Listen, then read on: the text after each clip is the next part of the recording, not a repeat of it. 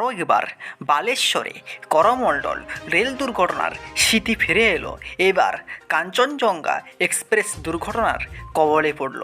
আজ সকালে নিউ জলপাইগুড়ি থেকে স্টেশন থেকে শিয়ালদার উদ্দেশ্যে রওনা দিয়েছিল কাঞ্চনজঙ্ঘা এক্সপ্রেস। রাঙাপানি স্টেশনে দাঁড়িয়েছিল।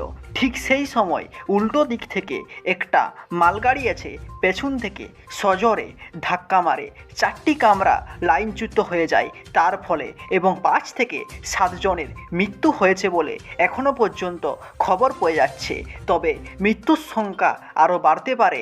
যারা ওখানে উদ্ধার করছে তাদের এমনটাই মতামত। রেল দুর্ঘটনায় উদ্বেগ প্রকাশ করেছেন ভারতবর্ষের রাষ্ট্রপতি এবং ভারতবর্ষের রেলমন্ত্রী অশ্বিনী বৈষ্ণব। এই দুর্ঘটনায় উদ্বেগ প্রকাশ করে পোস্ট করেছে এক্স হ্যান্ডেলে। তবে খবর, রেলমন্ত্রী অশ্বিনী বৈষ্ণব এই দুর্ঘটনা কবলিত এলাকায় আসবেন এবং পরিদর্শন করে দেখবেন। তবে প্রশ্ন, এমন দুর্ঘটনা বারবার ঘটছে কেন দেশে?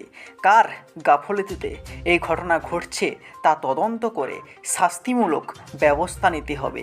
এদিকে একই লাইনে দুটো রেল কিভাবে আসে তার প্রশ্ন উঠে যাচ্ছে। তবে কি সিগন্যাল ভুল দিয়েছিল, না চালক সিগন্যাল দেখতে পায়নি? তো দর্শক, আপনাদের কি মনে হয়? আপনারা কমেন্ট বক্সে কমেন্ট করে জানাবেন।